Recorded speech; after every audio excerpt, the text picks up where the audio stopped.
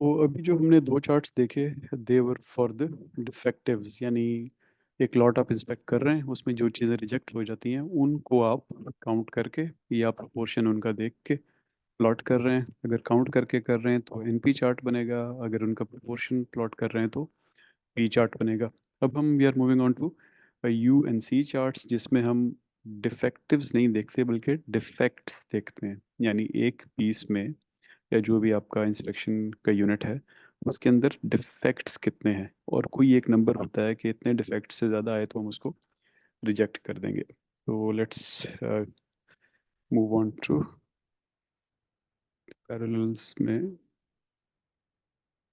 Mini tab 17 पे, और again हम जाते हैं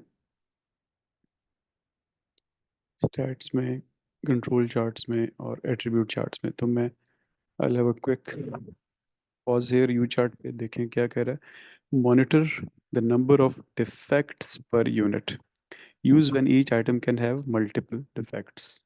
तो हम इसको क्लिक करते हैं, अगेन हेल्प में जाते हैं, और ये अगेन कोई नई चीज़ इसमें नहीं है, हम इसको बार बार देख देख चुके हैं। तो track the number of defects per unit sampled and detects the presence of special cause. Each entry in the worksheet column is the number of defects in a sample assumed to come from a Poisson distribution with the parameter mu। इसको हमने lecture में lambda कहा था, इसको mu भी कहते हैं। और हमने कहा था कि ये एक सिंगल नंबर ही रिप्रेजेंट कर रहा होता है इस सारी की सारी शेप को। यानी शेप को रिप्रेजेंट करने का मतलब है कि मीन को भी वही बता रहा था और वेरिएंस को भी यही बता रहा होता है, और उस नंबर की वजह से उसकी शक्ल नॉर्मल डिस्ट्रीब्यूशन से लेके तो किसी भी शक्ल और डिस्ट्रीब्यूशन की शक्ल वो इख्तियार कर सकती है। तो अब हम एग्जांपल देखते हैं। अगेन एग्जांपल में तो जो चीज़ अलग है वो मैं आपको बता देता हूँ कि अब ये हम टॉयज़ वाली एग्जांपल यूज़ करेंगे। और ये कह रहा है कि चूंकि हम you want the U chart to feature straight control limits, so you fix a subgroup size of 102। तो जैसे हमने पहले फिक्स किया था यहाँ पे भी फिक्स करेंगे। तो चलते हैं उधर और एग्जांपल खोलते हैं और सब ग्रुप साइज को फिक्स कर देंगे। यहाँ पे देखें और भी बहुत सारी ऑप्शंस हैं जिनको हम पीछे काफ़ी जगहों पर डिस्कस करते रहे हैं। जैसे चार्ट का स्केल चेंज करना हो तो हम कर सकते हैं। अब स्केल में भी बहुत ज़्यादा देखें आपको ऑप्शंस नज़र आएंगी।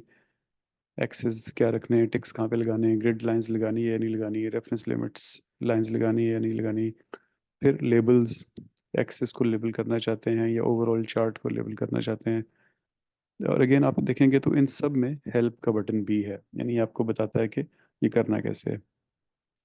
इसी तरह मल्टीपल ग्राफ्स अगर बनाने हैं या डेटा में किसी डेटा को स्किप करना है, कोई मिसिंग डेटा है वो उसको लिखना चाहते हैं, फिर यू चार्ट की अपनी ऑप्शंस हैं जिनमें हमने फ़िलहाल एक चीज़ देखी है कि हम डिस्प्ले में सब ग्रुप साइज सेट कर सकते हैं। तो पहले फाइल खोलते हैं अपनी टॉयज़ वाली, ओपन वर्कशीट और टॉयज़, सॉरी।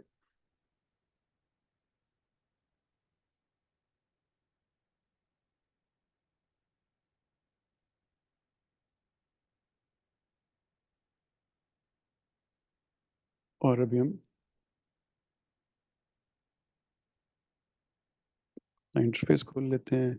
यहाँ पे ये हमें हमारा वेरिएबल जो है वो डिफेक्ट्स है, पहले रिजेक्ट्स था, पूरा का पूरा रिजेक्ट हो रहा था, अब एक पीस के अंदर डिफेक्ट्स देख रहे हैं। और सब ग्रुप साइज हमारा सैम्पल है। तो यू चार्ट में इसने हमें ऑप्शंस में हमें कहा था कि 102 पे सब ग्रुप बना लें, तो हम 102 लिख देते हैं यहाँ पे।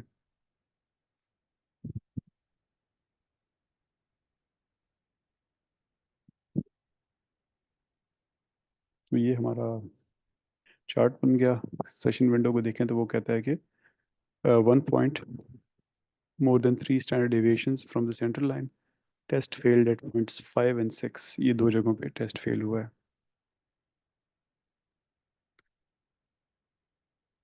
तो अम, अब हमने अम, इसमें हम देख रहे हैं कि हमने इसका सैंपल साइज फिक्स किया था, लेकिन स्टिल यहाँ पे थोड़ी थोड़ी वेरिएशन है। तो क्यों वेरिएशन है?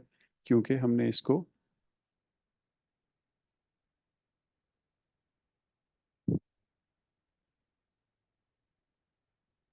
यहाँ पे सैंपल में भी सब ग्रुप साइज दिया हुआ है, और वो सब ग्रुप साइज जो है वो फिक्स नहीं है, लेकिन आप देख रहे हैं कि एक दूसरे के बहुत करीब है।